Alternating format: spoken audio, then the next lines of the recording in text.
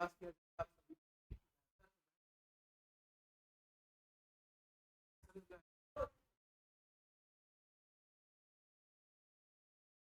आप तुलनात्मक रूप से देख सकते हैं कि बाकी कोचिंग संस्थान के ऊपर वर्ग 3 वर्ग 1 के अलग अलग विषय, हम केवल वर्ग 3 और वर्ग 2 ऊपर कर रहे हैं। वर्ग 2 में भी मात्र सामाजिक विज्ञान का लगभग लोगों ने और वर्ग 3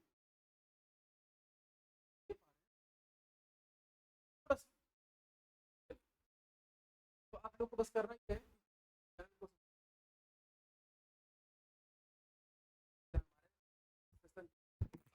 नहीं आ रहा होगा, आई थिंक सो। इतना सब कुछ मैंने बोल लिया। अब आ रहा साउंड? जय हिंद सभी को, गुड इवनिंग। तो शुरुआत करेंगे आज के सेशन की। पर्यावरण का वीडियो और ऑडियो क्लियर है कि नहीं? हेलो, हाँ अब क्लियर होगा। भाई शुरुआत कर रहे हैं हम अपने पर्यावरण के सेकंड इंट्रोडक्टरी लेक्चर के।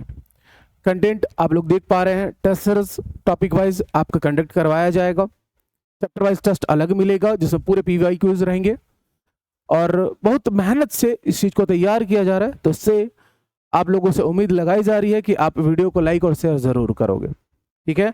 और जितना लाइक और शेयर होगा भाई वीडियो पर, ठीक है, जितने कमेंट्स होंगे, सोचो उतने ही अच्छे अच्छे लेक्चर्स आप लोगों के लिए लाए जाएंगे। तो लाइक करने में रुकना नहीं है, शेयर करने में रुकना नहीं है, सब्सक्राइब करने में रुकना नहीं है। चलिए, बेल आइकन को नहीं प्रेस किया है तो प्रेस कर लेंगे। इंट्रोडक्टरी लेक्चर है, पार्ट 1 पार्ट 2 में पूरा फैमिली कवर किया जा रहा है। साथ ही साथ गुड आफ्टरनून। साथ ही साथ इस बात का ध्यान रखेंगे आप कि थर्ड लेक्चर से फिर से ये चैप्टर शुरू से, ठीक है, शुरू से एकदम पढ़ाया जाएगा। पूरे आर्टिकल्स जो भी अधिनियम वगैरह हैं सामाजिक बुराइयों से रिलेटेड, उन सबको जोड़कर बिल्कुल परेशान नहीं होंगे और ये नहीं समझेंगे कि कहीं से भी कंटेंट में कोई भी कोताही बरती जाएगी। हाँ, एग्जाम को ध्यान में रख के ही बनाया जाएगा और पढ़ा जाएगा। चलिए, आज का लेक्चर थोड़ा और लंबा होगा, बने रहिएगा। देखिए भाई, सामाजिक बुराइयां आप लोग को जिसमें पढ़ना है, दहेज प्रथा, बाल विवाह, बाल श्रम, चोरी।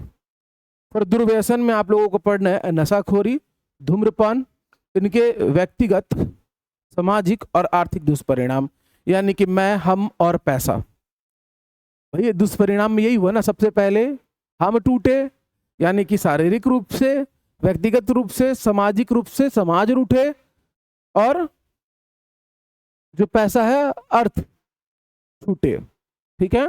तो मैं, हम, पैसा तीनों रूठ जाए, इस तरीके से आप इसको याद रखेंगे। पूरे ट्रिक्स वगैरह भी मैंने बनाए हुए हैं कि जिससे आप अपने नोट्स में लिख के बेहतर तरीके से याद रख सकते हैं। तो सब लोग जुड़ जाएंगे और लास्ट में हम लोग MCQs भी करने वाले हैं सेशन में।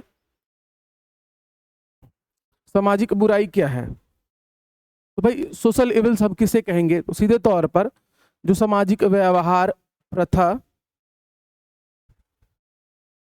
या आदत जो व्यक्ति, परिवार, बच्चे, महिला, समाज और राष्ट्र के विकास को नुकसान पहुंचाती है।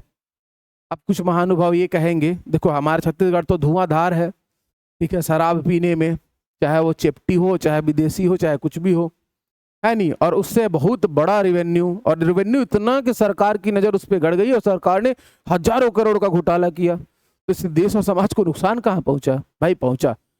आप अभी के हिसाब से देख रहे हो तो रिवेन्यू मिल रहा है, सरकार अच्छे से चल रही है, इतना रिवेन्यू के घोटाले तक किए जा रहे हैं उसमें।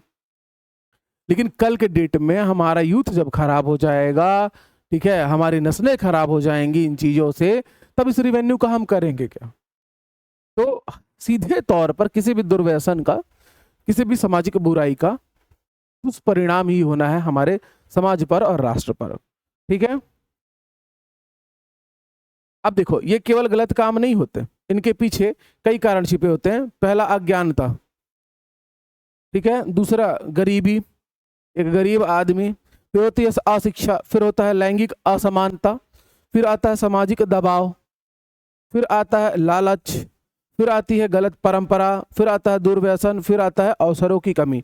गलत परंपरा से मैंने एक बालक जो है, एक आदिवासी बालक है, उनका एक रील देखा था मैंने, और बड़ी ही आक्रोश में उन्होंने बनाया था। गलत परंपरा से इसमें तो भाई आपका बाल विवाह, दहेज प्रथा भी आ जाएगा, लेकिन छत्तीसगढ़ के संदर्भ में बता रहा हूँ, क्योंकि छत्तीसगढ़ में मैं जानता हूँ कि ये इस तरीके की सामाजिक बुराइयां नहीं है, दहेज प्रथा नहीं लिया जाता यहाँ। अब कुछ कुछ लोग इस चीज को कॉपी करने लगे हैं, जो कि बहुत गलत बात है। नहीं तो छत्तीसगढ़ इतना प्यारा है कि यहाँ दहेज होता ही नहीं था, और महिलाओं का जो औसत दर है, संख्या है, अनुपात है, पुरुषों से ज्यादा है। कितनी अच्छी बात थी ये हमारे छत्तीसगढ़ की। खैर अब आजकल उसमें भी थोड़ा सा शिकायत देखने मिल रहा है, जो कि ठीक नहीं है। मैं उम्मीद करूंगा मेरे लेक्चर के बाद कोई भी दहेज नहीं लेगा। तो गलत परंपरा में तो उन्होंने ट्रेडिशनल एक वीडियो बनाया था, और मैं बहुत कम उस चीज़ों को अटेंड कर पाऊँ। शादियाँ मैंने एक दो अटेंड की हैं यहाँ पर, एक दो नहीं, अच्छी खासी अपने दोस्तों की अटेंड की है शादियाँ, बड़े अच्छे लगते हैं। तो मैंने देखा था वहाँ पर कि भाई ज़रूरी हो जाता है पीना। अगर आप क्या उन्होंने कहा था कि अगर आप अपने फंक्शंस में अगर आप दारू नहीं इंक्लूड करते हो, नहीं रखते हो, तो आपके रिश्तेदार आपके दरवाजे नहीं आएंगे, और आपको वो सम्मान मान और वो जो एक हर्षोल्लास है वो देखने नहीं मिलेगा। ये काफी चिंता का विषय है आज के डेट में। ठीक है, चलो फिलहाल हमारे जो टॉपिक्स हैं, ठीक है, उसमें हमें पढ़ना है दहेज प्रथा, बाल विवाह, बाल श्रम, चोरी, दुर्व्यसन, नशाखोरी और धूम्रपान। नशाखोरी में जो भी होगा, मदिरा सेवन होगा या ड्रग्स वगैरह होगा, अफीम वगैरह का सेवन होगा, वो सब। और धूम्रपान तो पता ही है, स्मोकिंग सबसे खतरनाक और सबसे आम नशा। ईवीएस में सामाजिक बुराई क्यों पढ़ाई जाती है? सबसे पहला सवाल कि भाई एक बच्चे को कक्षा 5वीं तक के बच्चे को, 5वीं स्तर तक के बच्चे को पर्यावरण अध्ययन में आप सामाजिक बुराई क्यों पढ़ा रहे हैं? क्योंकि देखो ये वो काल होता है जब बच्चे का 95% मानसिक विकास होता है, मेंटल डेवलपमेंट होता है। तो अगर इस समय उसके अंदर ये बातें डाल दी जाएं, भाई ये सब चीजें खराब होती हैं, इनसे दूर रहो, तो बहुत समय तक अगर सामाजिक दबाव और उसका पीयर ग्रुप यानी साथी समूह उसे प्रभावित ना करे, तो वो बच्चा इन सब चीजों से दूर रहेगा। याद रखेंगे इस बात को। तो इस वजह से उस उम्र के बालकों को सामाजिक कुरीतियां या बुराइयों के बारे में अध्ययन करवाया जाता है पर्यावरण में। ठीक है, तो पर्यावरण में केवल पेड़ पौधे, जल, वायु, मिट्टी या प्रदूषण का विषय नहीं है, उसे अपने नेचुरल, सोशल, कल्चरल और इकोनॉमिकल एनवायरनमेंट को भी समझने में मदद करता है। अच्छा, ये सामाजिक पर्यावरण का हिस्सा है। सामाजिक बुराइयां बच्चे के सोशल एनवायरनमेंट यानी कि सामाजिक पर्यावरण का हिस्सा है, इसलिए उन्हें ईवीएस में इसे संवेदनशील तरीके से पढ़ाया जाना चाहिए। चलो आ जाओ, सामाजिक बुराई जो है, इनको पढ़ाने का उद्देश्य क्या है? सबसे पहला, बच्चे में सही गलत की समझ। दूसरा, बच्चे को अधिकार और जिम्मेदारी की समझ। समाज में सहानुभूति विकसित करना, एम्पैथी डेवलप करना।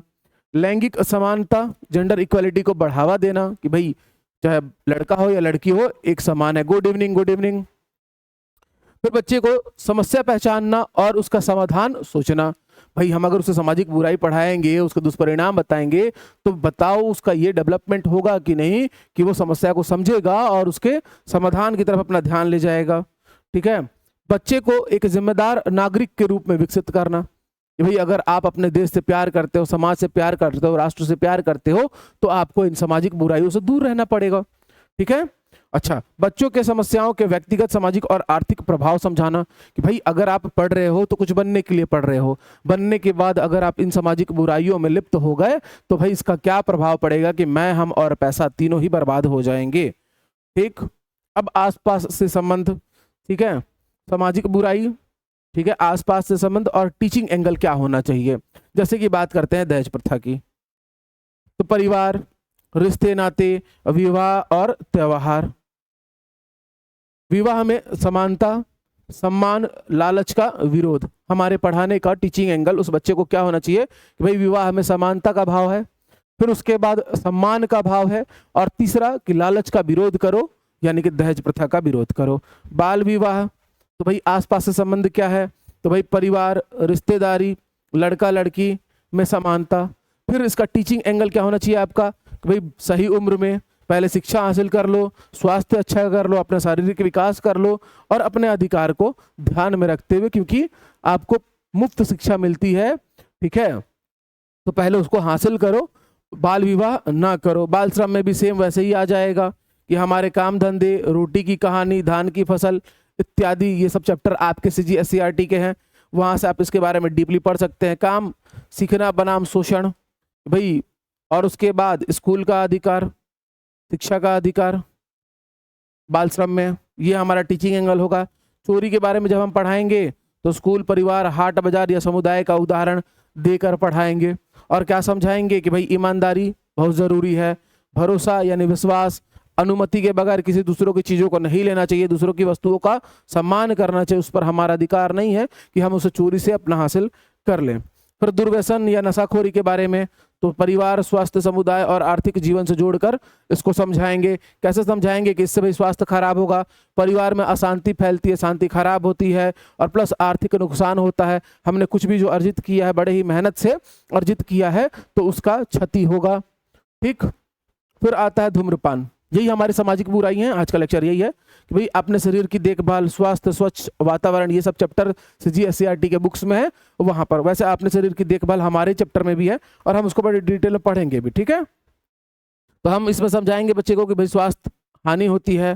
ठीक है, पैसिव स्मोकिंग करने से क्या क्या हो जाएगा भाई, कि भाई लगातार आप चेन स्मोकिंग करते रहो तो उससे आपके फेफड़े, लंग्स वगैरह इत्यादि कितने प्रभावित हो जाएंगे। और सार्वजनिक स्थानों पर ये सब करना कितना है कि भाई आप खुद को तो मार ही रहे हो, उसके धुएं से दूसरे जो बगल में खड़े हैं उनको भी मार दोगे। ठीक, तो इस तरीके से आसपास से संबंधों को समझाइएगा। अब यहाँ पर अपने आसपास की कई सामाजिक स्थितियां देखता है। एक बच्चा है, हाट बाजार अगर देखे, अगर छत्तीसगढ़ के लोकल कॉन्टेक्स्ट में हाट बाजार यानी बाजार में खरीद बिक्री सीखता है, देखता है। धान की खेती में परिवार का श्रम देखता है या हेल्प करवाता है। मड़ई, मेला, हरेली, पोला, तीजा ऐसे जो त्यौहार होते हैं उसमें सामुदायिक आयोजनों को देखता है। साथ में ग्राम पंचायत, स्कूल, आंगनबाड़ी जैसी सामाजिक संस्थाएं हैं उन पर अध्ययन करता है, देखता है या फिर अवलोकन करता है। विवाह, रिश्तेदारी, परिवार और समुदाय का सहयोग देखता है। तो इतनी सारी सामाजिक स्थितियां बालक उस उम्र में देख रहा होता है। ठीक है, इसी में सामाजिक बुराइयां बच्चे और दोनों के लिए मीनिंगफुल बनती हैं और उसको समझेंगे हम लोग नेक्स्ट कॉन्टेक्स्ट में।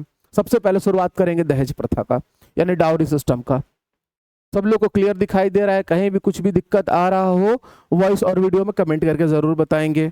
और ये इंट्रोडक्टरी लेक्चर है, मैं साफ तौर पे कह रहा हूं कि भाई ये बस एक इंट्रोडक्शन है, क्योंकि ईवीएस में सबके लिए बहुत कुछ चैलेंजिंग है। तो पहले हम उसका, ठीक है, इंट्रोडक्शन देख रहे हैं, पूरे चैप्टर का एक ब्रीफ संक्षिप्त इंट्रोडक्शन। उसके बाद हम लेक्चर 3 से समझ लिए, लेक्चर 1 हमारा चालू होगा फैमिली वाले चैप्टर का। इससे बार बार एग्जाम में अच्छे क्वांटिटी में प्रश्न आते हैं, तो उन सब चीजों को इंक्लूड करके उसका ग्राफिक्स के साथ, उसका टेस्ट सीरीज के साथ हम लोग अध्ययन किया जाएगा। आप लोग अगर वीडियो को लाइक करते रहेंगे, शेयर करते रहेंगे सभी ग्रुप्स में, तो भी आप लोग के लिए और बहुत इंटरेस्टिंग चीजें लाई जाएंगी। दहेज प्रथा क्या है भाई? विवाह के समय, विवाह से पहले या विवाह के बाद या विवाह के समय, ठीक है, विवाह के संबंध में मांगी गई या दी गई संपत्ति, पैसा, गाड़ी, जो भी सामान है, आभूषण है या वैल्यूएबल सिक्योरिटी है, जमीन जायदाद या कुछ जो है आपका एफडी वगैरह, कुछ भी जो आप वधु पक्ष वर पक्ष को दे या आजकल वर पक्ष वधु पक्ष को देने लगे। दोनों ही हो रहा है हमारे देश में, ऐसा नहीं है कि एक ही तरफ से चल रहा है। तो इसे हम लोग दहेज का नाम देते हैं। ठीक है, तो विवाह के नाम पर किसी भी पक्ष के द्वारा पैसा, गाड़ी, सामान, जमीन, सोना या अन्य वस्तुओं की मांग करना या देना, दोनों ही दहेज है। इसी को हम लोग दहेज प्रथा कहते हैं। ठीक, सामाजिक बुराई क्यों है? तो भाई दहेज विवाह को सम्मानपूर्ण संबंध से हटाकर आर्थिक लेन देन बना देता है। कल को जो लड़की आया रहती है तो वो सीधे तौर पर अपने पति महोदय का पोस्टमार्टम कर देती है इस बात को लेकर के हमारे पिताजी इतना दिए तुमको खरीदे, क्योंकि आप तो एक वस्तु हो गए जिसको दहेज के द्वारा खरीदा गया है। तो भाई इस चीज से दूर रहें। ठीक है, इसका बहुत फायदा है, मैं यकीनन बता रहा हूँ। ठीक है, अपने अनुभव से दहेज नहीं लेने का बहुत फायदा है। दहेज प्रथा से होने वाली समस्याएं, लड़की को बोझ समझने की सोच बढ़ती है। अब भाई कोई भी बेटी है तो भाई उसकी योग्यता के आधार पर अब दहेज चलेगा भी क्यों नहीं समाज में। लड़कियों ने देखो, अगर मेरा मानना है, मैंने देखा है जितना भी अध्ययन किया है गांव खेड़े में या कहीं भी, लड़की की दुश्मन है, लड़के नहीं है। लड़के कभी लड़कियों के दुश्मन हो ही नहीं सकते, पुरुष कभी स्त्री का दुश्मन हो ही नहीं सकता। पुरुष हमेशा से अपनी माता, दादी, दीदी, अपनी बुआ, इन सब का इतना आदर सम्मान करता रहा। ठीक है, एक अच्छे परिवार की बात बता रहा हूँ, अच्छे पुरुष की बात बता रहा हूँ। अब उन जाहिलों का बात नहीं करेंगे हम लोग, या उन गंदे लोगों का बात नहीं करेंगे जो कुरीति, जो बुराइयां करते हैं। तो स्त्री ही स्त्री की दुश्मन रही है। अब इस तरह की दुश्मनी इसलिए रही है कि भाई मान लो गांव खेड़े की एक लड़की है, मैं पूछता हूँ कि भाई पढ़ाई क्यों नहीं कर रही। स्कूल हमारे गांव में तो इंटर कॉलेज तक के स्कूल है, free of cost, Kasturba Gandhi उच्चतर माध्यमिक विद्यालय, जहां 12वीं यानी कि 10+2 तक की फ्री शिक्षा होती है। अगर आप उतना भी ढंग से पढ़ लो तो आप खुद योग्य बन जाओगे। साथ में अब तो कॉलेज भी खुल गया, यानी कि अब ग्रेजुएशन BA BCom BSc भी आप कर सकते हो गांव में ही। मेरे तो ये बहुत बड़ी बात है यहाँ के, मतलब सोच के देखो कि गांव में ये सब कुछ, साथ में लाइब्रेरी है, उसके बावजूद अगर मेरे गांव की लड़कियां पढ़ नहीं रही हैं, ठीक है, तो उसकी जिम्मेदार कौन है? पिताजी को क्या मतलब, उन्होंने एडमिशन करवा दिया, गांव में स्कूल है, आने जाने में क्यों रोकेंगे? भाई घर से 2 कदम दूरी पर स्कूल है, घर से 2 कदम दूरी पर लाइब्रेरी है, घर से 2 कदम दूरी पर पुस्तकालय यानी कि आपका कॉलेज है, तो पिताजी कहीं नहीं रोक रहे, मैं देख रहा हूँ। लेकिन लड़कियों की माएँ हैं जो उनको काम सिखाने में लगी हुई हैं, और आजकल की लड़कियां तो वो भी नहीं सीख रही हैं, मोबाइलों में लगी हुई हैं, तो पढ़ना नहीं चाहती हैं खुद, क्योंकि उनको पता है भाई सब जगह कास्ट सिस्टम है, लड़के कहीं ना कहीं मेहनत कर रहे हैं, तो या तो फिर उनके लिए कोई योग्य लड़का ढूंढ दिया जाएगा, ठीक है, जिसकी छाती पर बैठकर वो दाल दलेंगी, और बहुत कम है जो पढ़ना चाहती हैं। और जो पढ़ना चाहती हैं, आप यकीन मानो कि मेरे गांव से 4 जो बेटियां हैं वो डिप्टी कलेक्टर हैं, जिन्होंने उसी स्कूल में पढ़ाई की, उसी कॉलेज में पढ़ाई की, क्योंकि उनके पिताजी ने उनको पढ़ने दिया, माताजी ने उनको पढ़ने दिया। सबसे ज्यादा योगदान था उनके पढ़ने में उनके माताजी का, उनकी बड़ी बहनों का, कि तुम पढ़ो, बाकी का काम हम लोग कर लेंगे, क्योंकि सारी फैसिलिटी तो गांव में ही है। और आज के डेट में अगर आपके पास मोबाइल और डाटा है तो क्या ही चाहिए आपको, एक कॉपी और एक पेन बस, और साथ में कॉलेज है, स्कूल है, लाइब्रेरी है, हर एक सुविधा है जी। तो उसके बावजूद भी अगर नहीं बन पा रही है, क्योंकि उनकी धारणा ही ऐसी है कि भाई कहीं ना कहीं, और वहां पर दहेज भरपूर चलता है, तो ये भी रीजन है। तो लड़कियों की बोझ समझने की सोच है वो बढ़ते जाती है, और वो उनकी माताओं के कारण ज्यादा जो है तीव्र देखने मिलता है। ठीक, विवाह में समानता और सम्मान कम होता है। भाई अगर दहेज रहेगा तो जाहिर तौर पर है कि कोई भी लड़की का बाप अपने से ऊपर, अपने से ज्यादा सक्षम परिवार में रिश्ता लेके जाएगा। अब वो लेके जाएगा कि मेरी बेटी का जो आगे का कल है वो और अच्छा हो, जिस तरीके की जिंदगी उसने यहाँ बिताई है, बल्कि वो कभी भी उस तरीके की जिंदगी वहां नहीं बिता पाएगी जैसे अपना मायके में बिताई है, भले वो कमी में जी हो। तो वहां जाएगी तो उसका जीवन अच्छा हो जाएगा। इस चीज को लेके तो समानता और सम्मान भी कम। गरीब परिवार कर्ज में डूब जाता है। अब अच्छा परिवार में रिश्ता या सरकारी नौकरी के लालच में जो रिश्ता लेके जाते हैं बच्चे को, लड़के को नहीं देखते हैं कि लड़का सच में योग्य है, कैसा है दिल से, इस चीज को ध्यान में ना रख के तो आप जाएंगे गवर्नमेंट जॉब के पीछे, तो भाई उसके बाद क्या होगा, आप कर्जा लेके दहेज को देंगे, ऐसी पूरा करेंगे ना जी। घरेलू हिंसा और मानसिक उत्पीड़न की स्थितियां बन जाती हैं। Good evening, good evening. साथ ही साथ बेटी की शिक्षा पर कम निवेश किया जा सकता है। भाई अब यही निवेश, और बहुत निवेश कितना ही लगना है भाई, गांव खेड़ के स्कूल फ्री, छत्तीसगढ़ के भी ग्रामीण अंचल की बात करो या कहीं की भी बात करो, कॉलेज में फ्री, लड़कियों के लिए लाइब्रेरी फ्री, हर एक चीज आज के डेट में फ्री है। तो कितना ही निवेश एक बात पिता अपने बिटिया की पढ़ाई पर कर देगा। सरकार की तरफ से अलग अलग साइकिल वगैरह आने जाने के लिए, लैपटॉप वगैरह सब कुछ तो सरकार दे ही देती है लड़कियों को। लड़कियों को बस चाहिए कि पढ़ना है, बट वो समय मैनेज नहीं कर पाती क्योंकि उनकी अम्मा या उनकी बड़ी बहन नहीं चाहती। वो लगता है उसको सिखाने में ऐसे काम जो काम जिंदगी में कभी भी किसी 2 महीने में सीख लेगी, चाहे वो रोटी बनाना, चूल्हा चौका करना, चावल बनाना, दाल बनाना, 2 महीने में सीख लेगी। मैं जानता हूँ, मुझे खुद सब आता है, मैं खुद सब करता हूँ रोज। 2 महीने नहीं लगेगा आपको सीखने में ये सब काम, लेकिन इसको करते करते करते जो है उनसे उनका बहुमूल्य समय छीन लिया जाता है और फिर उनको भी मजा आने लगता है। बाल विवाह को बढ़ावा मिल सकता है। समाज में लालच और दिखावा बढ़ता है। और ये भी है भाई कि अगर आप दहेज नहीं ले रहे हो, आपके बेटे को दहेज नहीं मिला है, तो समाज में उसकी वो इज्जत नहीं होगी, आपके परिवार की, आपके कुल की वो इज्जत नहीं होगी, भाई इनको मोटा दहेज नहीं मिला। सोच के देखिए। अब कारण क्या है, तो पहला लालच कि भाई फ्री में अच्छा खासा पैसा आ जाएगा, ठीक है। दिखावे की संस्कृति, जो जितना ज्यादा दहेज लेगा उसकी बड़ी बड़ी बातें होंगी। लड़की को बोझ मानना, पितृसत्तात्मक सोच है। अशिक्षा, सामाजिक दबाव, विवाह को स्टेटस सिंबल मानना, और बेटा बेटी में भेदभाव, तो ये सबसे बड़े कारण हैं। दुष्परिणाम तो महिला का आत्मसम्मान कम होता है दहेज प्रथा से। साथ ही साथ मानसिक तनाव बढ़ता है। साथ ही साथ विवाह संबंध में भय और असुरक्षा आती है, क्योंकि अगर मान लो लालची परिवार है तो जरूरी नहीं है कि वो उसी दिन मान जाएगा। अगर वो देखेगा कि बेटी के परिवार वाले अच्छे हैं या इकलौती बेटी है, उसके पिताजी के पास धन है, तो वो फिर उसे परेशान करेगा कि भाई जाओ ले आओ और ले आओ, क्योंकि आसानी से मिल रहा है पैसा। ठीक है।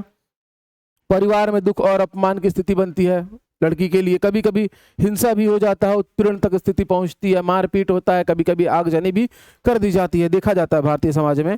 ठीक है, तो सामाजिक दुष्परिणाम क्या होगा, तो बेटियों के प्रति नकारात्मक सोच उत्पन्न होती है। भाई लोग चाहते हैं, बहुत जगह ऐसे हैं कि मुझे बेटी ही ना हो, मेरी पगड़ी झुकानी पड़े मुझे।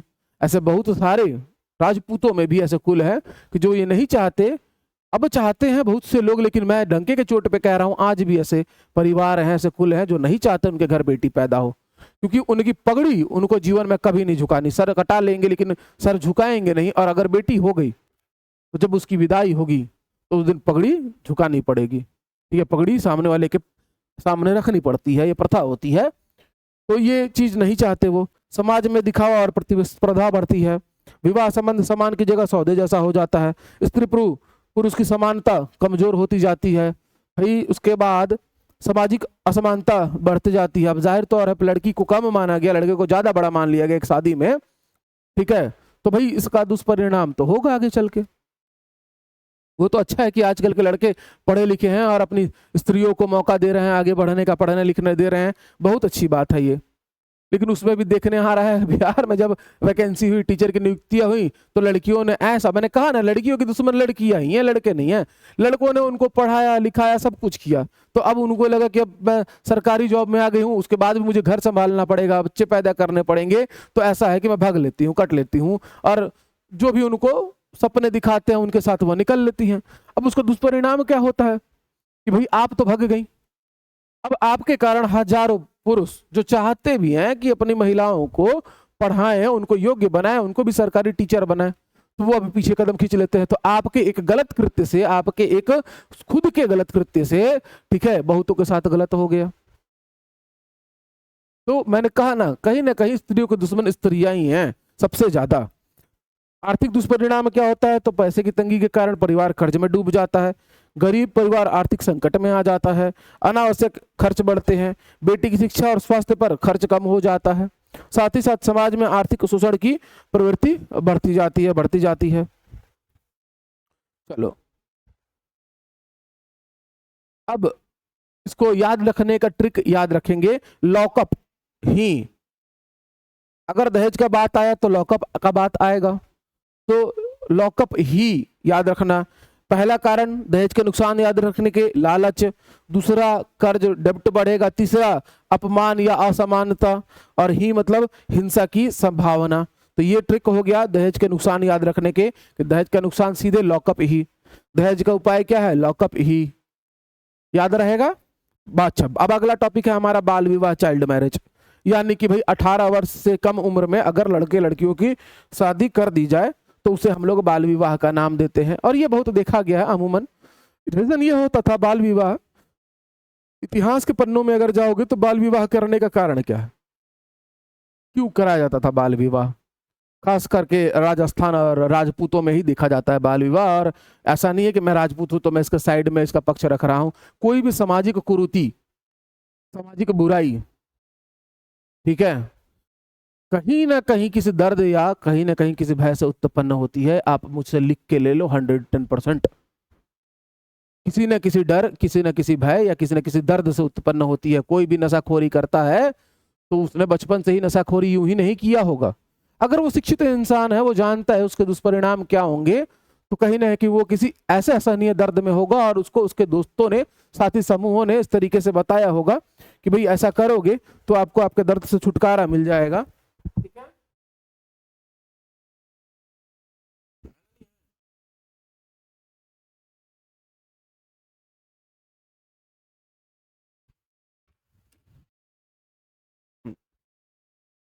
और वैसे ही डर मुगल काल के समय में, ठीक है, आप जानते होंगे कि आजकल जो शादियां हैं वो रातों को होती हैं, ठीक है, मुहूर्त भी रातों को निकाला जाता है। हिंदू धर्म के हिसाब से रात में शादी करना ठीक नहीं माना जाता, लेकिन रात में शादियों का मुहूर्त निकलने लगा और उसको ठीक भी माना जाने लगा। पहले शादियां दिन में होती थी, विवाह दिन में होते थे, अब दिन में कोई भी आयोजन करोगे तो दूर दूर तक पता चल जाएगा। मुगल सेना का आक्रमण हो जाता था और फिर उसके बाद तो पता ही है कहानी। तो लोगों ने तय किया कि हम चुपचाप जो है रात्रि विवाह कर लेंगे, रात को दुल्हन आएंगी, घर रातों रात विदाई उदाई हो जाएगा, तो किसी को हवा नहीं लगेगा।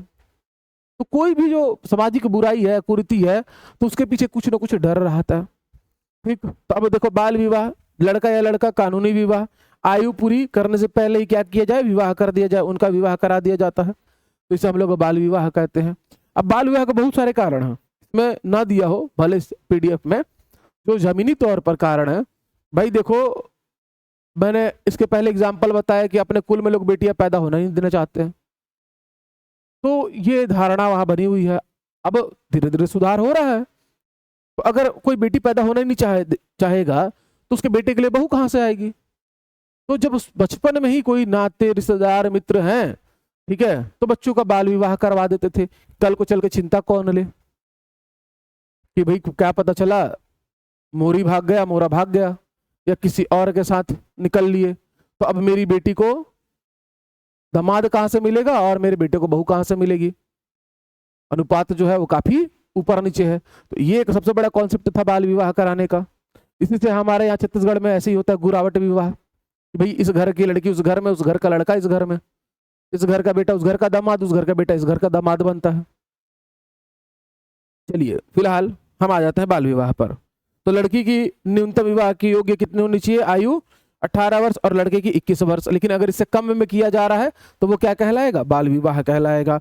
और शहरों में भी लोग बाल विवाह करवाते हैं, मैंने देखा है, अपने आसपास के लोगों में भी देखा है कि भाई लड़की क्या है कि एकदम मतलब उदंड टाइप की निकल गई, या फिर उसके प्रेम प्रसंग हो गए, तो इज्जत से बचाने के लिए अपने जाति में जबरदस्ती लोग विवाह करवा देते, फिर लड़की भागती है, किसी और के साथ विवाह कर लेती है, फिर भागती है। तो भाई बहुत सारे एग्जाम्पल देखने मिलते हैं। तो बाल विवाह लोग करवा तो देते हैं कि वो सुधर जाएगी, लेकिन नहीं भाई, सुधरते लोग भी एक मैच्योरिटी के बाद ही है। आपको वहां तक कैसे भी उसको समझाना है, उसकी काउंसलिंग करनी है कि जब योग्य हो जाएगी, उसके अंदर वो समझ तो एक उम्र के बाद ही आएगी ना, मैच्योरेशन आएगा तभी ना। तो आप उसको एटलीस्ट 18 साल तक अपने घर में रखो, कैसे भी कुछ भी करो, समझाओ, पढ़ाओ, लिखाओ, ठीक है, काउंसलिंग करवाओ, तो वो जरूर समझेगी। लेकिन अगर आप बाल विवाह करवा दोगे, जैसे कि 15-16 साल की लड़की का विवाह करवाया गया, फिर वो उस पति को छोड़ के भाग गई दूसरे के पास, तो ये चीजें देखने मिलती हैं। और ये सत्य घटना पर आधारित है। बाल विवाह के कारण तो गरीबी, अशिक्षा, लड़की को बोझ मानना, दहेज का डर, सामाजिक दबाव, सुरक्षा की गलत धारणा, परंपरा का गलत अर्थ, लड़कियों की शिक्षा को कम महत्व देना और अर्ली रिस्पॉन्सिबिलिटी की गलत सोच, इन सबको मिला के बाल विवाह करवा दिया जाता था। दुष्परिणाम हम देखेंगे तो व्यक्तिगत दुष्परिणाम में भाई उस बच्ची की शिक्षा छूट जाएगी, ठीक है, साथ में कम उम्र में ब्याह दिया जाएगा तो स्वास्थ्य बहुत प्रभावित होगा, मायके जैसा प्यार उसको ससुराल में मिलेगा नहीं, सास ननद अगले उससे खटवाएंगी, काम करवाएंगी, ठीक है। मानसिक तनाव और डर, अब इतने कम उम्र में विवाह करवा दिया गया, जब उसकी सोचने समझने की ठीक से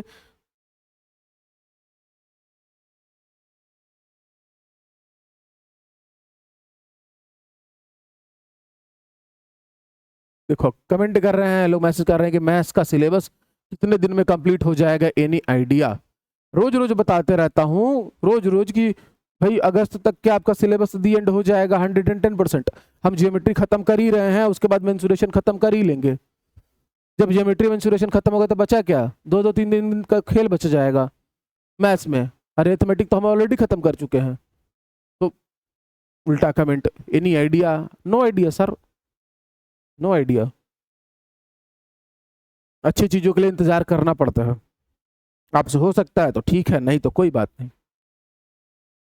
हाँ, ये बात की गारंटी है कि एग्जाम से 1-1.5 महीने पहले खत्म हो जाएगा 110%, टेस्ट देने के लिए, रिवीजन करने के लिए, एनालिसिस करने के लिए, और साथ में मैं भी अवेलेबल रहूंगा डाउट क्लियर करने के लिए।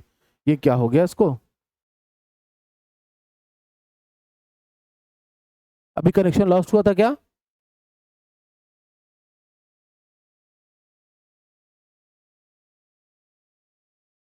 चलिए भाई, तो अब हमने देखा व्यक्तिगत दुष्परिणाम, ठीक है। आत्मनिर्भरता रुक जाएगी। अब वो लड़की बाल बालक बचपन में ही ब्याह दी गई दूसरे घर में, तो वो कहीं से आत्मनिर्भर बन पाएगी? तो नहीं बन पाएगी। उसको बनने दिया जाएगा? तो जाहिर तौर पर नहीं बनने दिया जाएगा। निर्णय लेने की क्षमता वो भी विकसित नहीं होगी, जितना कहा जाएगा उतना करते रहेगी बचपने से, बड़े होने पर क्या ही निर्णय ले लेगी, और उसका बचपना भी छिन जाएगा। तो ये तो व्यक्तिगत दुष्परिणाम हो गए भाई। अब क्लियर है ना? सामाजिक दुष्परिणाम, अशिक्षा बढ़ती है, पढ़ने तो दिया जाएगा नहीं। अब आप इस घर की बहू हो, शादी करके आ गई हो, तो इतने महान लोग तो है नहीं कि अब उसको बेटे के साथ भेजेंगे स्कूल, ठीक है, ऐसा पिक्चरों में होता है बस। लैंगिक असमानता मजबूत होती है, अब जाहिर तौर पर आ गई है, दबी दबी सी रहेगी बच्ची। महिला सशक्तिकरण कमजोर होता है, समाज में पुरानी गलतियां और प्रथाएं चलती रहती हैं, बालिका का सामाजिक विकास बाधित होता है। अब आ जाएगी मायके से ससुराल में, सोचो भी आके, तो उसका सामाजिक दायरा तो खत्म हो गया ना। उस ससुराल के अंदर इवन वो सास ससुर से भी बात नहीं करते ढंग से, ठीक है, अपने पति से कर ले तो कर ले, उसके अतिरिक्त उस घर में वो देवर से कर लेगी तो कर लेगी, बाकी ना जेठानी से कर पाएगी, ना जेठ से कर पाएगी, किसी से नहीं कर पाएगी। मतलब 2 या 3 लोगों के बीच में उसका सामाजिक दायरा सिमट के रह जाएगा एक बालिका का, ठीक, बाल विवाह होने के कारण। आर्थिक दुष्परिणाम, पढ़ाई छूटने से रोजगार के अवसर कम होते हैं, आर्थिक निर्भरता बढ़ती है, गरीबी का चक्र मजबूत होता है, परिवार और समाज की उत्पादक क्षमता कम होती है और स्वास्थ्य खर्च बढ़ सकते हैं। जाहिर तौर पर अगर कम उम्र में ब्याह दी गई है तो स्वास्थ्य खर्च बढ़ने की संभावना बढ़ भी जाते हैं। आर्थिक निर्भरता बढ़ती है, किसी और पे ही निर्भर रहेगी, खुद कमाना नहीं जानेगी क्योंकि योग्य नहीं है, योग्य होने दिया नहीं गया उसको, बचपन में ही ब्याह दिया गया, ठीक है। अब अगर बच्चे को बाल विवाह पढ़ा रहे हैं, ठीक है, तो उसको डराना नहीं चाहिए कि भाई अगर आपका बाल विवाह हो जाता है तो आपके साथ ऐसा ऐसा ब्लंडर होगा, आपको सेंसिटिव रहना है, संवेदनशील रहना है। तो उसे शिक्षा, स्वास्थ्य, अधिकार, समानता और सही उम्र में जोड़कर पढ़ाना चाहिए कि भाई बाल विवाह ना करे। विवाह करने की सही उम्र होती है जब आपका शारीरिक और मानसिक विकास ठीक तरीके से डेवलप हो जाए, ठीक है, साथ ही साथ आपके स्वास्थ्य पर, आपके अधिकार पर कोई प्रभाव ना पड़े, शिक्षा आपकी पूर्ण हो जाए, ठीक है, जो बेसिक एजुकेशन एटलीस्ट वो। और सबसे बड़ी बात है लड़के लड़की को बराबर लाके खड़ा करना है, तो इसलिए जरूरी है कि बाल विवाह ना हो, ठीक।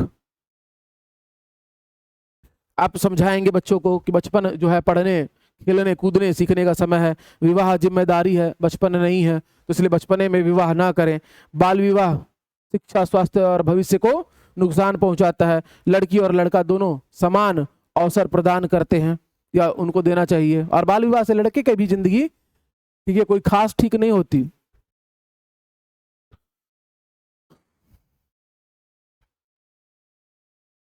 चलो, बाल विवाह के नुकसान, छोरो स्वाभिमान, इस तरीके से ट्रिक याद रख लोगे आप। छो से बचपन छीनता है, रो से पढ़ाई रुकती है, स्वा से स्वास्थ्य प्रभावित होता है, भवि से भविष्य खतरे में आ जाता है। तो ये नुकसान का ट्रिक है, छोरो स्वाभिमानी आप या छोरो स्वाभिमान ऐसे करके याद कर लोगे। अब आते हैं हमारे तीसरे टॉपिक पे, सामाजिक बुराइयों में, जो कि है हमारा बाल श्रम।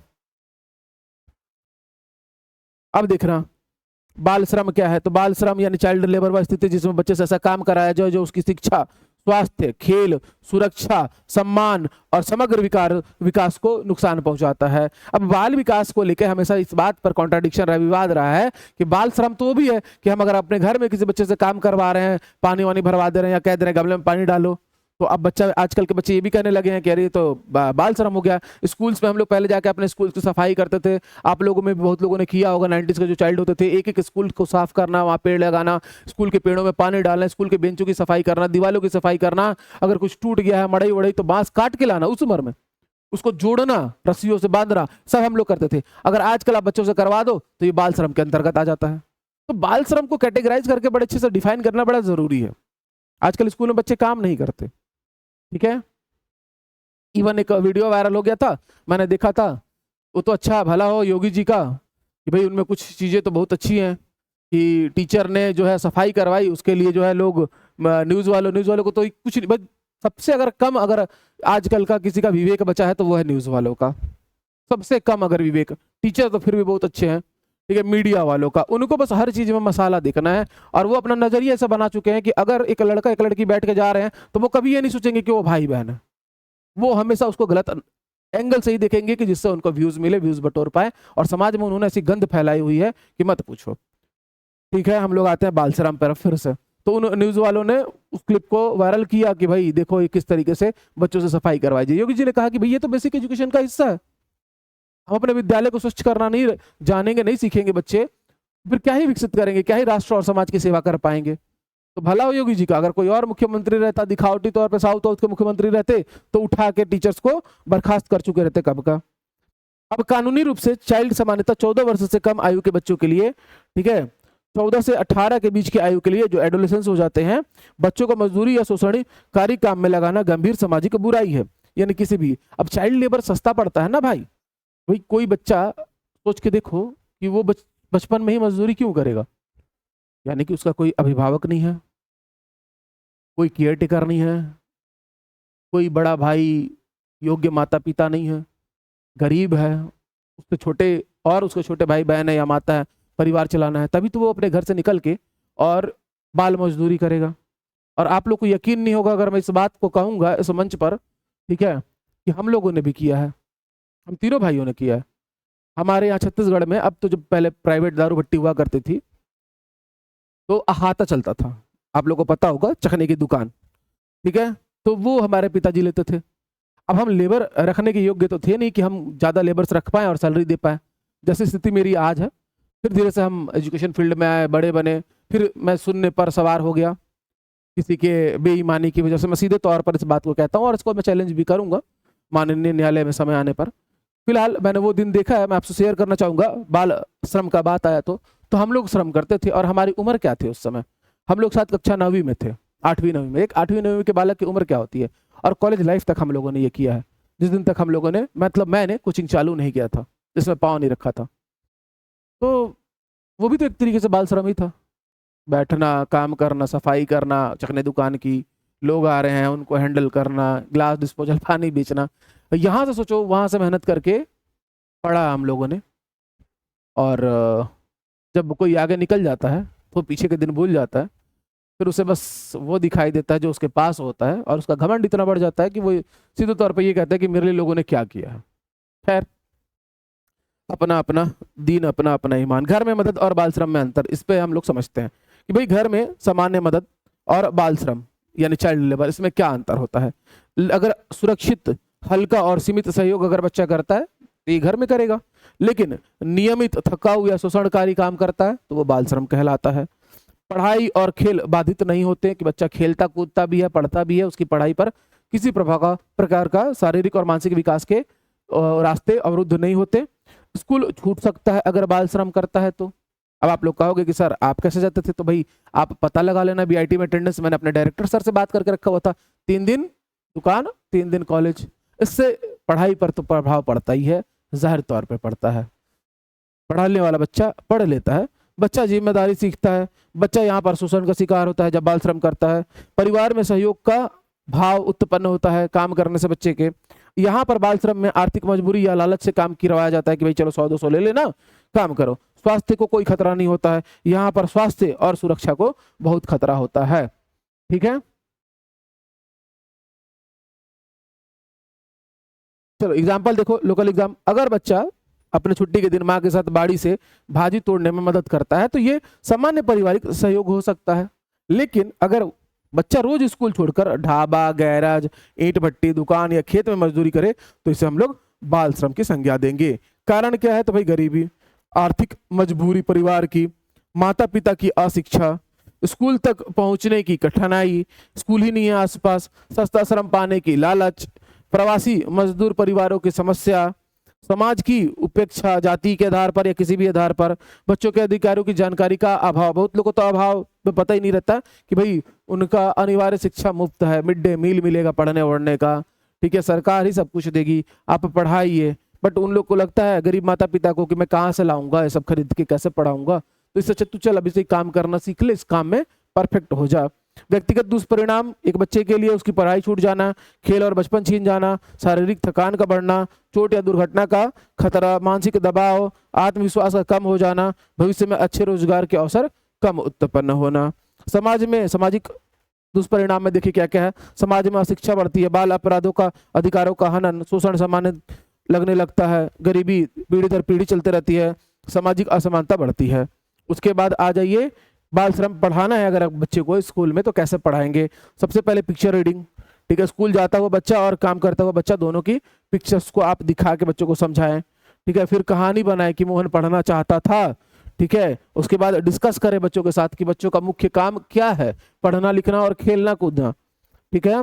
बच्चे मजदूर नहीं विद्यार्थी हैं, ये उनको समझाएं। फिर रोल प्ले करवाएं शिक्षक, परिवार और पंचायत की भूमिका के आधार पर। चलिए, बाल श्रम पाखे स्वाभवी, इसके पहले हमने पढ़ा था और अब हम आ गए पाखे, मतलब क्या क्या छीनता है बाल श्रम से। तो पढ़ाई छीन जाएगा, खेल छीन जाएगा, स्वास्थ्य छीन जाएगा और भविष्य। स्वास्थ्य और भविष्य वहां भी छीन रहा था, ठीक है, चलो आ जाओ। अब आता है चोरी सामाजिक बुराई में। चोरी क्या है? तो सामान्य अर्थ किसी वस्तु को किसी के बिना अनुमति के गलत नियत से ले लेना, बेच देना या अपने प्रयोग में यूज करना, ये सब चोरी ही कहलाता है। ठीक, दूसरे की वस्तु को बिना पूछे और गलत नियत से लेना चोरी है। क्लियर? तो अगर आप मेरे किसी भी पीडीएफ को या किसी भी डाटा को या किसी भी वीडियो को मेरे से बिना पूछे लेते हो तो फिर वो चोरी है, याद रखना, सर ने बताया था। ठीक है, चोरी सामाजिक बुराई क्यों है भाई? बिल्कुल है। हाँ, चोरी केवल वस्तु का नुकसान नहीं करती, समाज में विश्वास या ट्रस्ट जो है उसको तोड़ती है। अब आप मेरे वीडियोस चुराओगे, पीडीएफ इधर उधर शेयर करोगे, मैंने सबके लिए फ्री कर रखा है, लेकिन अपने स्टूडेंट्स के लिए जो मुझे देखते हैं, अब उसको आप क्या करोगे? ऐसा ही किसी को दे दोगे, वीडियोस डाउनलोड करके शेयर करोगे, तो इससे मेरा ट्रस्ट टूटेगा और इसका दुष्परिणाम हो सकता है। चोरी के कारण लालच, जरूरत और संसाधनों की कमी, गलत संगति, अनुशासन की कमी, ईमानदारी और शिक्षा का अभाव, साथ में दिखावे की इच्छा और दूसरों की वस्तु के प्रति सम्मान की कमी। ठीक है, इसके दुष्परिणाम क्या है? तो भाई गलत आदत विकसित हो सकती है, आत्मसम्मान कम हो सकता है, अपराध बोध या डर बढ़ सकता है, साथ में समाज में व्यक्ति पर भरोसा कम हो सकता है और बड़ी गलतियों की ओर बढ़ने लगता है। समाज में इससे सामाजिक दुष्परिणाम, समाज में विश्वास कम होगा, लोग एक दूसरे पर संदेह करने लगेंगे, स्कूल, परिवार, समुदाय का वातावरण असुरक्षित होगा, ईमानदारी और सामाजिक अनुशासन कमजोर होगा। आर्थिक दुष्परिणाम, वस्तु या धन का नुकसान, दुकान, बाजार, परिवार को आर्थिक क्षति होगी, सुरक्षा पर अतिरिक्त खर्च करना पड़ेगा, व्यापार और सामाजिक लेन देन में अविश्वास। हमारे ही इंडिया में मिजोरम, मेघालय जैसे राज्यों में आप जाओगे तो वहां जो दुकानें हैं ऐसी आमतौर पर लगे, आजकल वायरल भी हो रहा है। ठीक है, आपको जो जरूरत का सामान है आप लीजिए, उसके अनुसार वहां पैसा लिखा हुआ है और वो रखिए और आप चलते बनिए, और जिसकी दुकान है वो काम कर रहा है अपना। कितना अच्छा कॉन्सेप्ट है। लगता है छत्तीसगढ़ में या बिहार, यूपी जैसे राज्यों में कोई ऐसे अपनी दुकान रख दे और लिख के रख दे कि भाई केला 60 रुपए दर्जन है, कोई 60 रुपए रखेगा, उसका पूरा दुकान लोग उठा ले जाएंगे। तो ये क्या है? दुकान, विचार, परिवार को आर्थिक क्षति है और इसके कारण सुरक्षा पर अतिरिक्त खर्च करना पड़ता है कि अब हम उसको, अब केला बेचने के लिए भी मुझे एक दुकान बनाना पड़ेगा, उसमें शटर लगाना पड़ेगा, सब कुछ करना पड़ेगा। फल बेचने के लिए सोना चांदी रहता तो चलो अलग बात था। जापान में और जापान को फॉलो करते हुए इंडियन कुछ स्टेट्स हैं जो आगे में इस दिशा में डेवलप हो चुके हैं, तो उनको सिक्योरिटी पे खर्च नहीं करना है, सब उतरे पैसे सामान रख दिया और प्राइस टैग लगा दिया, जो आ रहा है गुल्लक में पैसा डाल रहा है उतना और लेके जा रहा है। लेकिन बाकी अगर यहाँ रख दिया जाए तो सब लोग उठा के लेके चल जाएंगे, चोरी हुआ, वो लोगों को उसका बोध नहीं होता, अरे मैंने चोरी थोड़ी किया, कोई था ही नहीं तो मैं उठा के ले आया, चोरी थोड़ी हुआ। सर थोड़ी देख रहे हैं कि उनका वीडियो कहाँ जा रहा है, उनका पीडीएफ कहाँ जा रहा है। ले दोस्त, तू भी पढ़, तू क्यों लेगा बैच, ये तू क्यों खरीदेगा, ये तू क्यों डाउनलोड करेगा ऐप, ले ले ले ले। तो ये चोरी ही है। ठीक है, इस बात का ध्यान रखेंगे। चलिए अब आ जाइए आगे।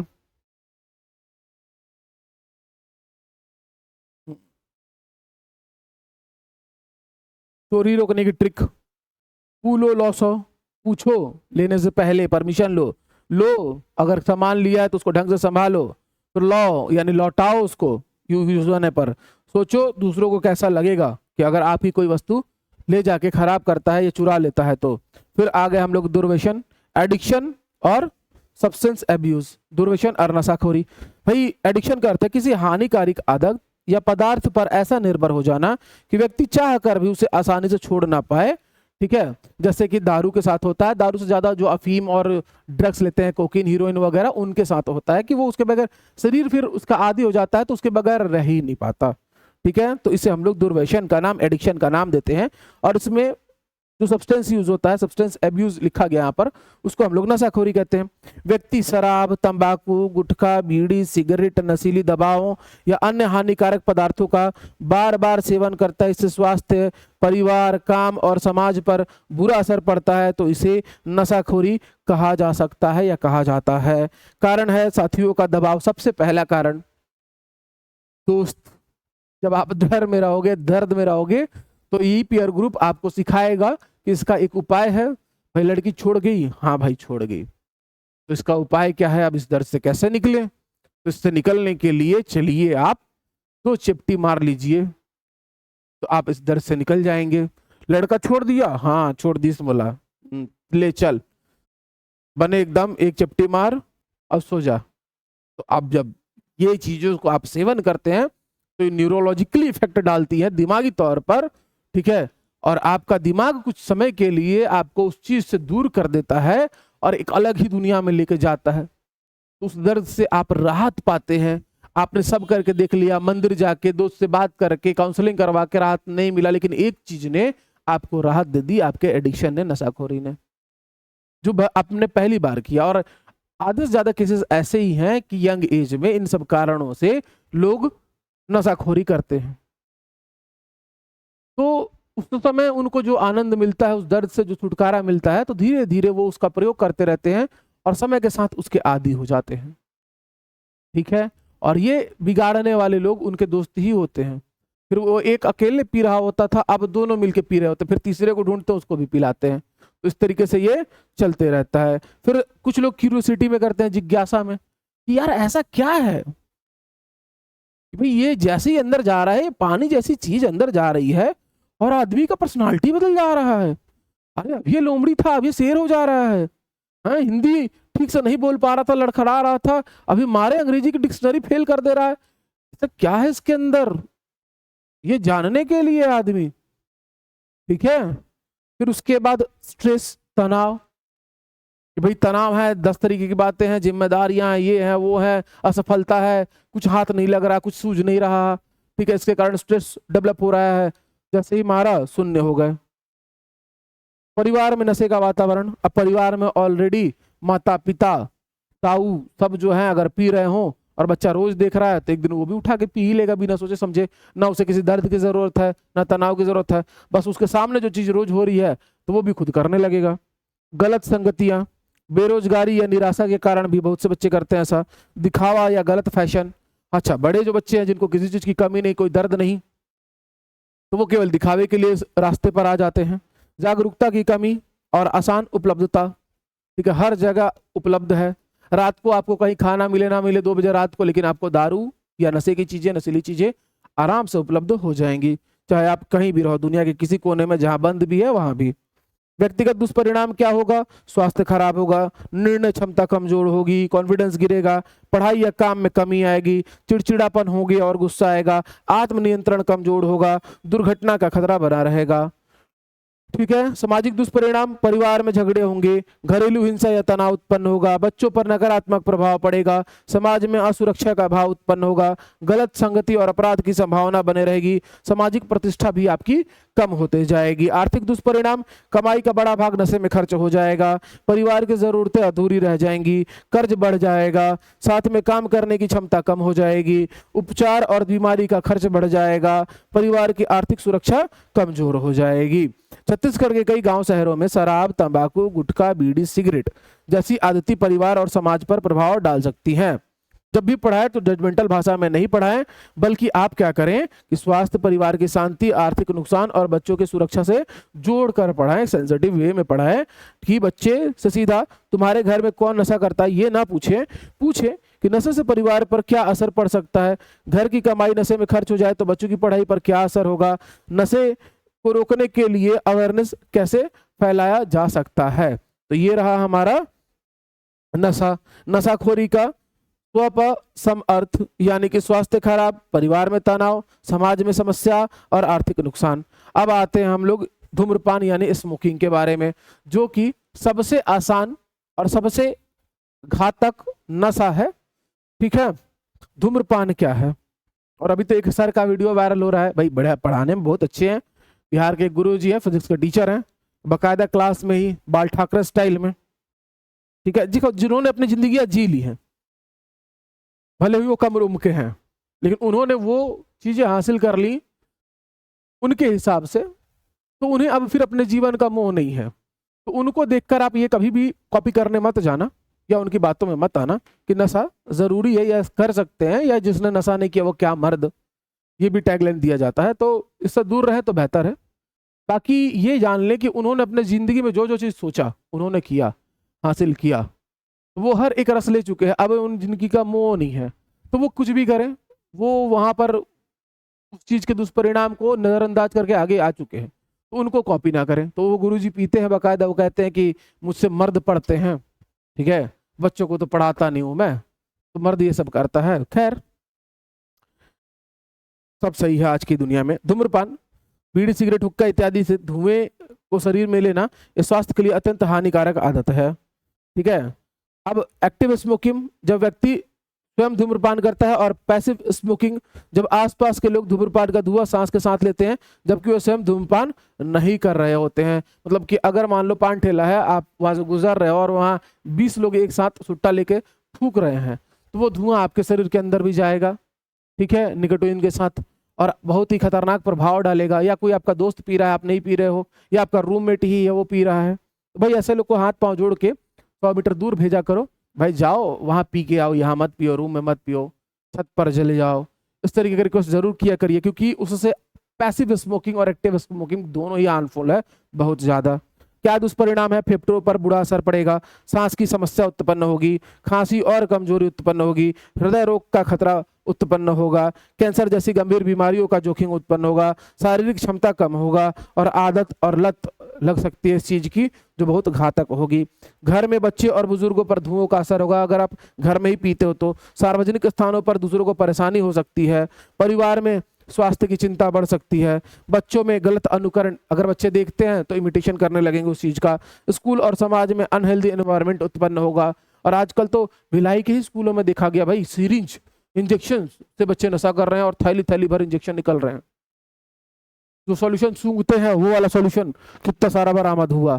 साथ ही साथ जो है कि जो कप सिरप, जो कपड़ा उपड़ा जला के सूंघते हैं, और सिरिंज और सिगरेट तो आम बात है। कुछ दिन पहले आप लोगों को तो पता ही है, तो मैं स्कूल ड्यूटी हम लोग की लगी थी ऑब्जर्वेशन के लिए। भाई बताओ 9th-10th के बच्चे बाकायदा जा रहे हैं वहीं स्कूल के बाउंड्री के अंतर्गत, पीछे एक लैब है उसके पीछे, और इंग्लिश मीडियम आत्मानंद स्कूल के बच्चे, ऑन कैमरा कह रहा हूं मैं, ठीक है, और वो जाके सुट्टा खींच रहे हैं। और आप बोल भी नहीं सकते, मार भी नहीं सकते, 10 हैं बच्चे आप पे चढ़ जाएंगे, ठीक है। टीचर्स डरे रह रहे हैं, सरकार कुछ इस दिशा में कदम नहीं उठा रही है। तो इसका तरीका है ठीक करने का, मैंने वहां ठीक भी किया, थोड़ा ढीठ बनना पड़ता है, ठीक है, जैसे कि लेता ऐसा, लेकिन फिर वही है, हम लोग तो 1 महीने के लिए थे भाई, हम आ गए, फिर वही चीजें चालू हो गई होंगी। आर्थिक दुष्परिणाम, रोज का खर्च बढ़ाना, बीमारी पर खर्च, काम करने की क्षमता का कम होना, परिवार की बचत घटाना, स्वास्थ्य सेवाओं पर आर्थिक दबाव उत्पन्न होना, ठीक है। अब धूम्रपान को पढ़ाना है कि धूम्रपान से कैसे बच्चे को समझाना है 1ली से 5वीं के लिए, तो आप पोस्टर बनाएं कि धूम्रपान से खुद भी नुकसान, दूसरों को भी नुकसान, इसके द्वारा बच्चे को समझाएं। डिस्कशन करें पैसिव स्मोकिंग क्या होती है, कि भाई चलो आपको अपनी जान से प्यार नहीं है, लेकिन अपने आसपास के लोगों की जान से तो प्यार है, तो उनको ध्यान में रख के उनके आसपास धूम्रपान ना करें कि भाई उस पर प्रभाव पड़ेगा, ठीक है। रोल प्ले करवाना, सार्वजनिक स्थानों पर स्मोकिंग रोकने की जागरूकता, नुक्कड़ नाटक इत्यादि करवाना। स्टोरी कि रवि के घर में धुआं, ठीक है, हो सकता है दादा दादी पीते हो और हुक्का मारते हो और पास में पोता पोती खेल रहे हैं, उस पर असर पड़ेगा। हेल्थ चार्ट, फेफड़े, सांस और स्वच्छ हवा का चार्ट बना के उसको समझाना, ठीक है। फेरी खर्च, धूम्रपान के 3 नुकसान, फेफड़े खराब, परिवार खर्च और खर्च का बढ़ जाना, ठीक। अब इसके बाद सभी सामाजिक बुराइयां हमने देख लिया, उनके दुष्परिणाम को देख लिया। अब चलते हैं बालक, हम लोग आ जाते हैं MCQs करने। चलिए सब लोग, अच्छा मेगा एग्जाम बूस्टर पॉइंट्स है, इनको देख लेंगे। डायरेक्ट इससे जो है आपका क्वेश्चन बनेगा आपके एग्जाम में, ठीक, कि सामाजिक बुराइयां सामाजिक व्यक्ति के समाज और अर्थव्यवस्था तीनों को प्रभावित करती हैं। सोशल इविल्स को डरा कर नहीं, संवेदनशील चर्चा से पढ़ाया जाता है। दहेज विवाह को सम्मानपूर्ण संबंध में आर्थिक लेन देन से बदल देता है, ठीक है। दहेज प्रथा लैंगिक असमानता, लड़की को बोझ मानने की सोच से जुड़ी है। बाल विवाह शिक्षा, स्वास्थ्य और भविष्य को प्रभावित करता है। इसका एक इमेज भी बना के मैं आपके व्हाट्सएप ग्रुप में डाल दूंगा, जिसमें मेरे पेड स्टूडेंट्स हैं, जो पेड बैच वाले हैं, उनको मिल जाएगा। बाकी जिनको चाहिए रहेगा तो वो लोग प्रेमजीत फाउंडेशन का एप्लीकेशन डाउनलोड कर लेंगे, हमारे एप्लीकेशन पे अलग से अपलोड हो जाता है। ठीक है, वहां से ले लेंगे। और ये एग्जाम बूस्टर इतने इंपॉर्टेंट है कि एग्जाम में क्वेश्चंस को रख के डिजाइन करा गया, बनाया गया, तो ये पूरा निकाल के प्रिंट करके आप रखेंगे और याद करेंगे, या एटलीस्ट एक एक बार जरूर लिख लेंगे। ठीक है, 25 पॉइंट है हर चैप्टर में। चलिए यहाँ पर आ जाइए सब लोग, जल्दी से क्वेश्चन का आंसर करिए। पहला क्वेश्चन है, ईवीएस में सामाजिक बुराई पढ़ाने का सबसे उपयुक्त उद्देश्य क्या है, क्यों पढ़ाए? बच्चों को केवल कानून की धाराएं रटवाना, बच्चों में अधिकार, जिम्मेदारी, संवेदनशीलता और समाधान सोचने की क्षमता विकसित करना। जितने लोग हैं जल्दी से आंसर करेंगे। बच्चों को डरा कर चुप करवाना, या फिर केवल सामाजिक बुराइयों की सूची याद करना। जल्दी से सब लोग जो है इस प्रश्न का उत्तर करने लगे।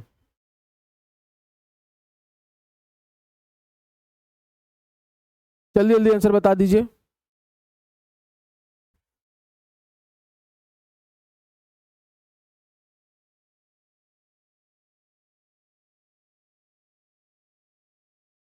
एक आंसर आया बस, मतलब बाकी लोग लग रहा है सो गए। आजकल विलंब हो जा रही है कक्षा, क्योंकि अब भाई सब कक्षाओं को लेना भी तो है।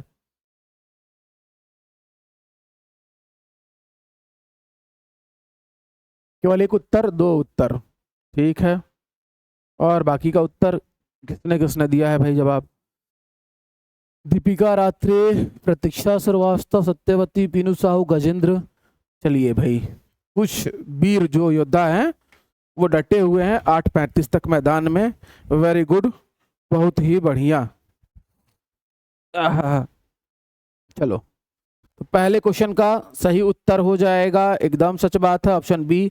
बच्चे में अधिकार, जिम्मेदारी, संवेदनशीलता और समाधान सोचने की क्षमता विकसित करने के लिए सामाजिक बुराई पढ़ाया जाता है एक बच्चे को। ठीक है, चलिए आ जाइए दूसरा प्रश्न। दहेज प्रथा को सामाजिक बुराई क्यों माना जाता है? Why is dowry system considered social evil? Option number A, क्योंकि यह विवाह का आर्थिक लेन देन बना देता है, क्योंकि यह समानता को बढ़ाता है, इससे लड़की की शिक्षा बढ़ती है, क्योंकि यह गरीबी घटाता है। चलो बताओ भाई, शिक्षा कैसे बढ़ेगी? नोट इनके ऑप्शन क्या हो जाएगा इस प्रश्न का? ऑप्शन नंबर एक, क्योंकि भाई क्या करता है, विवाह को एक आर्थिक लेन देन या सामाजिक समझौते के तौर पर स्थापित कर देता है आपका दहेज प्रथा। चलिए, बाल विवाह के संदर्भ में क्या सही है? Which statement is corrected regarding child marriage? यह बच्चे की शिक्षा और स्वास्थ्य को प्रभावित कर सकता है, यह हमेशा बच्चे का समग्र विकास बढ़ाता है बाल विवाह, यह केवल त्यौहार है, इसका बाल अधिकारों से कोई लेना देना नहीं, सीधे तौर पर यह बच्चे के शिक्षा और स्वास्थ्य को प्रभावित करेगा। तीसरे का ऑप्शन नंबर ए हो जाएगा सही उत्तर। आ जाइए चौथे प्रश्न में, बाल श्रम और घर में सामान्य मदद के बीच मुख्य अंतर क्या है? बाल श्रम और घर में सामान्य मदद के बीच मुख्य अंतर क्या है? What is the main difference between child labour and normal help at home? सामान्य मदद हमेशा अपराध है, बाल श्रम शिक्षा, स्वास्थ्य और विकास को बाधित करता है, दोनों बिल्कुल एक जैसे हैं, या फिर घर में मदद करने से बच्चा स्कूल नहीं जा सकता।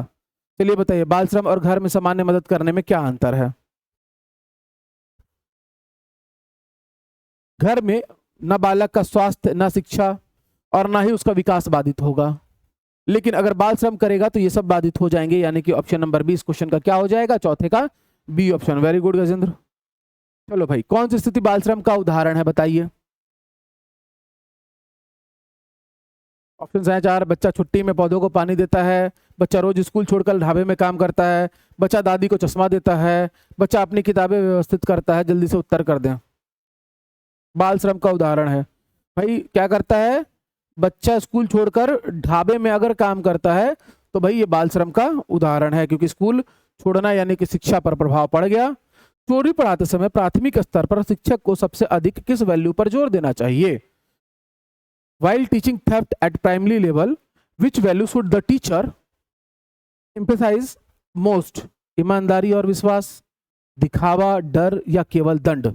जल्दी से उत्तर कर देंगे। किस पर ज्यादा ध्यान देना चाहिए? तो ईमानदारी और विश्वास पर, ऑनेस्टी एंड ट्रस्ट पर। सातवां, यदि बच्चा दूसरे की पेंसिल बिना पूछे ले ले और टीचर की बेस्ट रिस्पॉन्स क्या होगी? If a child takes another child's pencil without asking,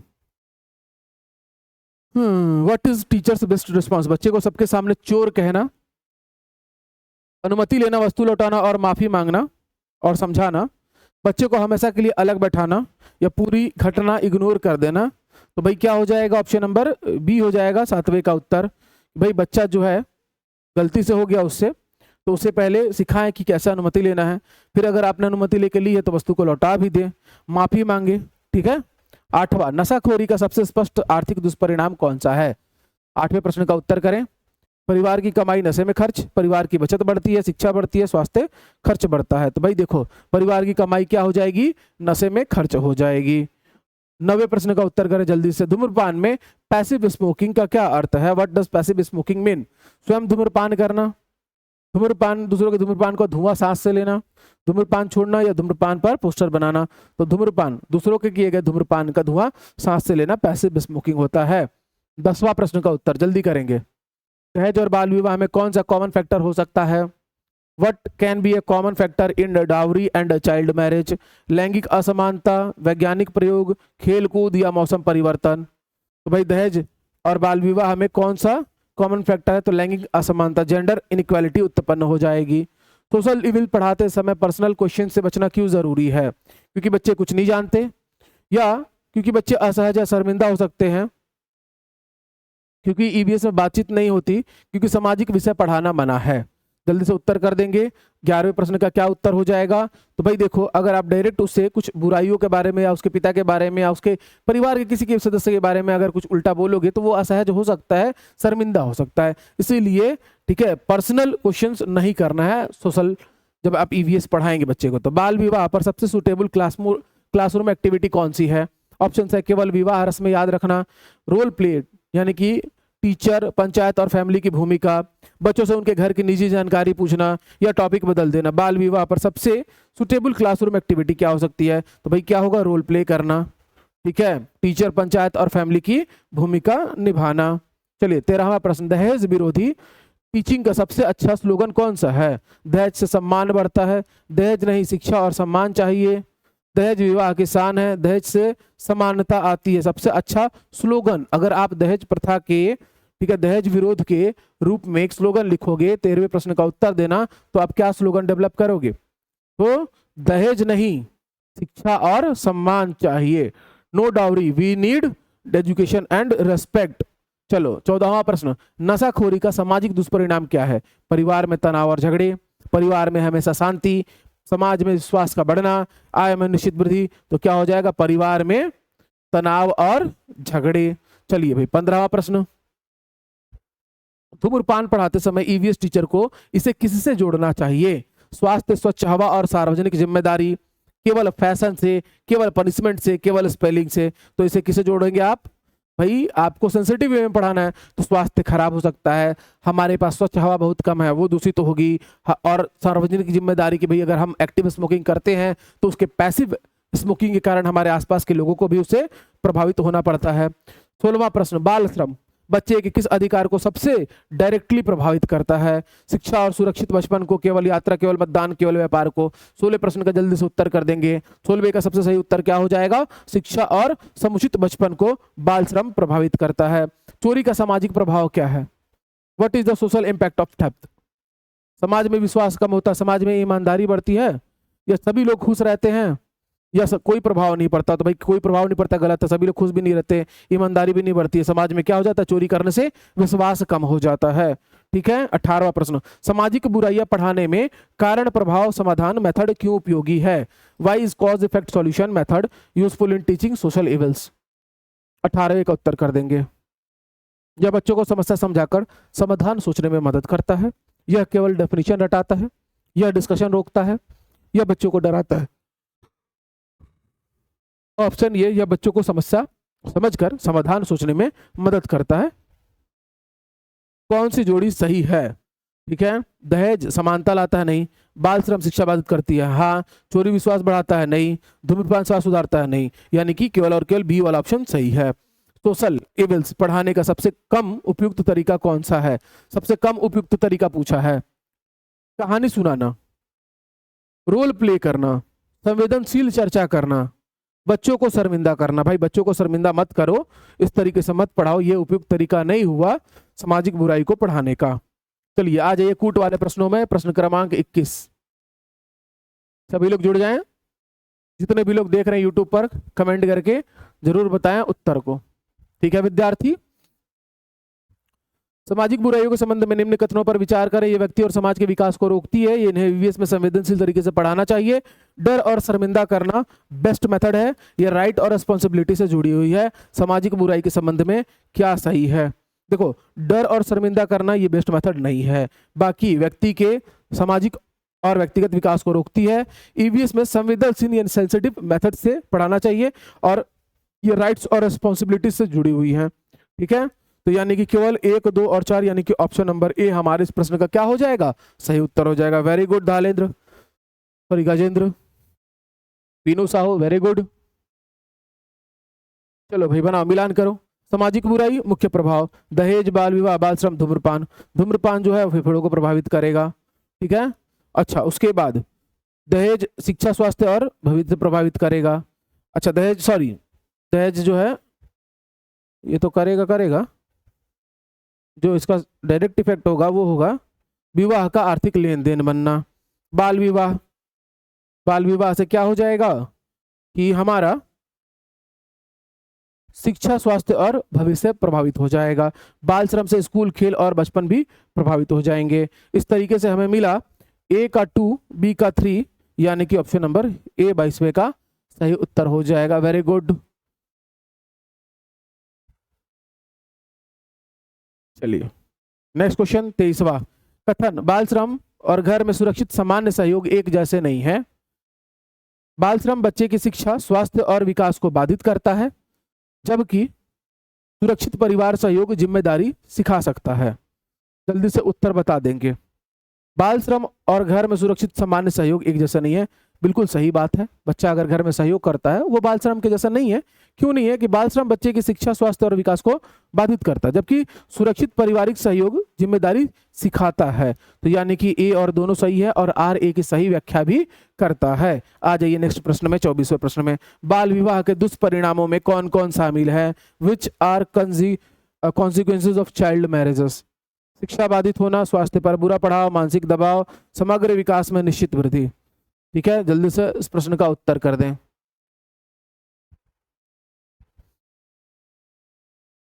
बाल विवाह के दुष्परिणाम में कौन कौन शामिल है?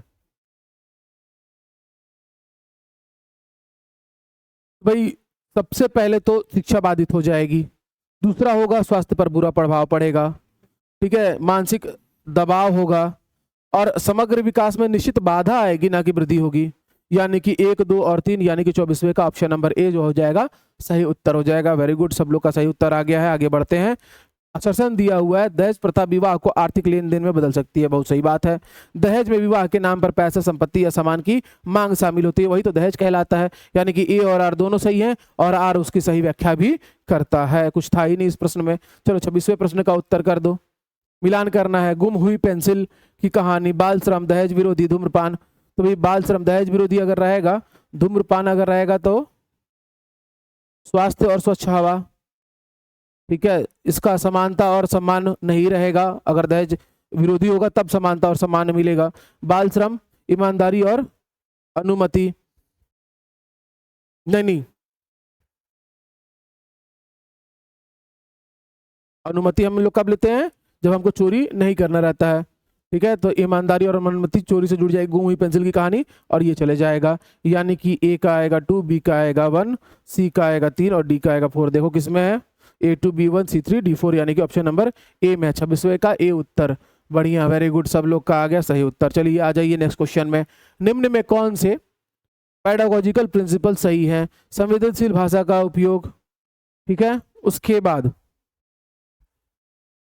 बच्चे को शर्मिंदा ना करना, केवल डर और दंड पर आधारित शिक्षण, या कहानी चर्चा और रोल प्ले का उपयोग। भाई कहानी चर्चा रोल प्ले का उपयोग करना चाहिए।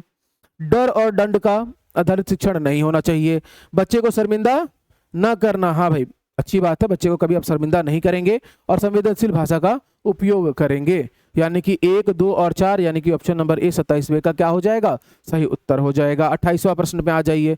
धूम्रपान केवल धूम्रपान करने वाले व्यक्ति को ही नहीं, आसपास के लोगों को भी प्रभावित कर सकता है। जाहिर तौर पर एक्टिव और पैसिव स्मोकिंग के एग्जाम्पल हम लोगों ने देखा। पैसिव स्मोकिंग में व्यक्ति दूसरों के धूम्रपान का धुआं सांस से ले सकता है। बिल्कुल सही बात, यानी ए और आर दोनों ही सही है। ठीक है, चलिए आ जाइए। निम्न में कौन से स्टेटमेंट सही हैं आपको बताना है पढ़ के। पहला है बाल विवाह दहेज से जुड़े हो सकते हैं। बाल विवाह और दहेज जेंडर इनइक्वालिटी से जुड़े हो सकते हैं, बिल्कुल सही बात। बाल श्रम स्कूल एंड प्ले को प्रभावित कर सकता है, बिल्कुल। स्कूल नहीं जाएगा बच्चा, ना खेलेगा, क्योंकि ढाबे वाबे पे काम करेगा तो कहाँ से कर पाएगा। चोरी समाज में ट्रस्ट बढ़ाती है, नहीं भाई, चोरी समाज में ट्रस्ट नहीं बढ़ाती। साथ में नशाखोरी पर्सनल सोशल और इकोनॉमिकल हार्म कर सकती है, बिल्कुल करती है। तो इस तरीके से 1, 2 और 4 सही हुआ, यानी कि ऑप्शन नंबर ए सही हुआ। आ जाते हैं आज के आखिरी प्रश्न में। आज का हमारा आखिरी प्रश्न है, ठीक है, कि ईवीएस टीचर को सोशल इविल पढ़ाते समय फैसिलिटेटर की भूमिका निभानी चाहिए। ठीक है, कि बच्चों को समस्या समझने, प्रश्न पूछने, चर्चा करने और समाधान सोचने के अवसर मिलने चाहिए। जल्दी से बताओ। फैसिलिटेटर यानी कि जो उसको हर फैसिलिटी अवेलेबल करवाए, ना कि टीचर सेंटर्ड एजुकेशन सिस्टम है, अब चाइल्ड सेंटर्ड एजुकेशन सिस्टम है एनईपी 2020 के अकॉर्डिंग। अब इसमें जो शिक्षक है वो एक फैसिलिटेटर की तरह कार्य करता है, यानी कि भाई असर्शन भी सही है, उसका रीजन भी सही है। तो ऑल द वेरी बेस्ट, आप सबको बढ़िया से पढ़ते रहिए।